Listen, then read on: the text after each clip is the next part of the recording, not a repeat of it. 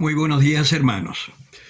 Como esta madrugada subí la homilía de la misa de las vísperas de la fiesta de San Juan Bautista, ahora lo que voy a hacer es meditar sobre las lecturas de la misa del día de San Juan Bautista, que son muy interesantes y que vienen muy a tono con nosotros. Escuchadme, islas, atended, pueblos lejanos. Estaba yo en el vientre y el Señor me llamó, en las entrañas maternas, y pronunció mi nombre. Hizo de mi boca una espada afilada, me escondió en la sombra de su mano, me hizo flecha bruñida, me guardó en su aljaba y me dijo: tú eres mi siervo, de quien estoy orgulloso. Mientras yo pensaba, en vano me he cansado, en viento y en nada he gastado mis fuerzas. En realidad, mi derecho lo llevaba el Señor, mi salario lo tenía Dios. Y ahora habla el Señor, que desde el vientre me formó siervo suyo, para que le trajese a Jacob, para que le reuniese a Israel. Tanto me honró el Señor, y mi Dios fue mi fuerza. Es poco que seas mi siervo, y restablezcas las tribus de Jacob, y conviertas a los supervivientes de Israel. Te hago luz de las naciones, para que mi salvación alcance hasta el confín de la tierra. Palabra de Dios. Y la segunda lectura de la misa de hoy es de los Hechos de los Apóstoles, del capítulo 13. En aquellos días Pablo dijo: Dios suscitó a David por rey, de quien hizo esta alabanza: encontré a David, hijo de Jesé, hombre de acuerdo a mi corazón, que cumplirá todos mis preceptos. De su descendencia, según lo prometido, sacó Dios un Salvador para Israel, Jesús. Juan, antes de que él llegara, predicó a todo el pueblo de Israel un bautismo de conversión, y cuando estaba por acabar su vida decía: no soy yo quien pensáis, sino que viene detrás de mí uno a quien no merezco desatarle las sandalias. Hermanos, descendientes de Abraham y todos los que teméis a Dios, a vosotros se os ha enviado este mensaje de salvación. Palabra de Dios. Si hacemos una primera reflexión de las lecturas, evidentemente la lectura de Isaías se está refiriendo al Señor, a Jesucristo.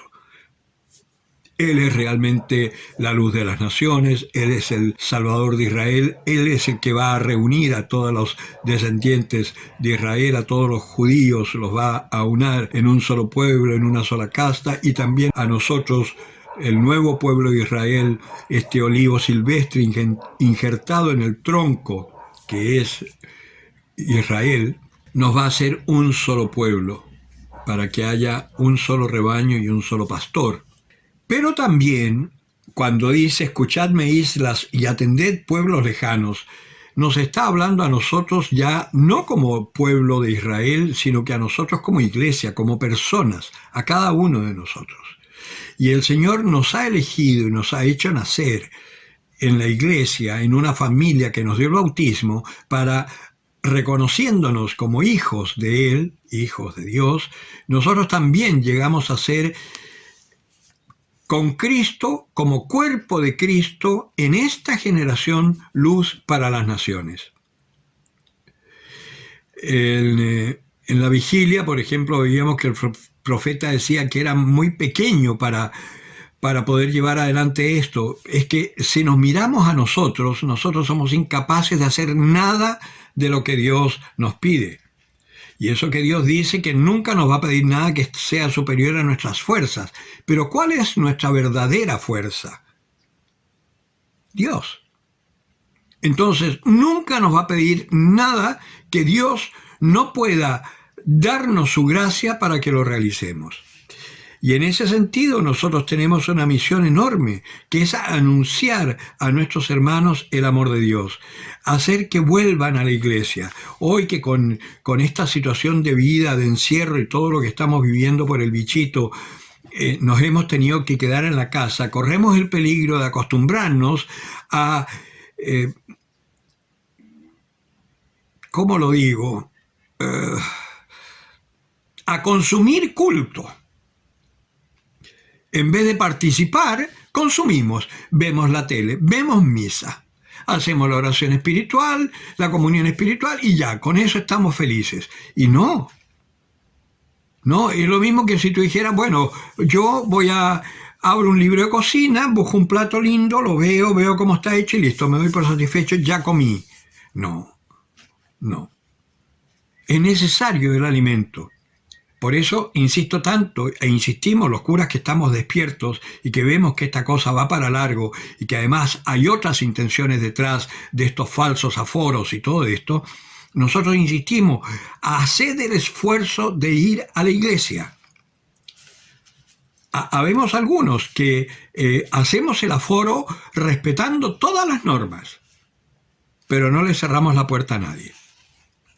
Ya nos arreglaremos, algunos estarán en la calle, otros estarán en el patio, pero nosotros respetamos el aforo, ¿no?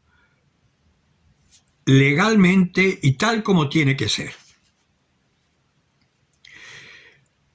En cuanto a la elección de David, que habla San Pablo en los Hechos, también es para que nosotros nos demos cuenta. Dice, he elegido a David, mi siervo, que es un hombre según mi corazón y que guardará todos mis preceptos. Y lo que nosotros sabemos de él es que fue adúltero, fue asesino. Entonces, ¿cómo es esto de según mi corazón? Un hombre que reconoce su pecado, que se humilla ante el Señor porque sabe que es criatura, que no es Dios, y se acoge a aquel que sí es Dios y que tiene el poder para perdonarte. Así tenemos que ser nosotros. No quedarnos en nuestra soberbia echándole la culpa a los otros sin mirar nuestros propios pecados. Hipócrita, dice el Señor, saca primero la viga que hay en tus ojos y después ve la pajita que hay en el ojo ajeno. Nosotros somos tan buenos para estar siempre criticando a los demás. Veámonos primero nosotros. Y si lo hacemos con sinceridad de corazón, vamos a ver que no tenemos ningún derecho de criticar a nadie, porque nosotros somos peores. Esa es la palabra de hoy, una palabra que nos invita a ser humildes para poder ser esta luz para las naciones que tanto la necesita el mundo hoy en este caos que estamos viviendo. El que tenga oídos para oír, que oiga. Mañana viernes celebro misa a las 12 con las monjas del Carmelo. No voy a hacer la reflexión antes. Así que a las 12, hora chilena, quienes quieran participar en vivo, se transmitirá la Eucaristía. Y después sí, voy a subir solo la homilía. Que el Señor los bendiga.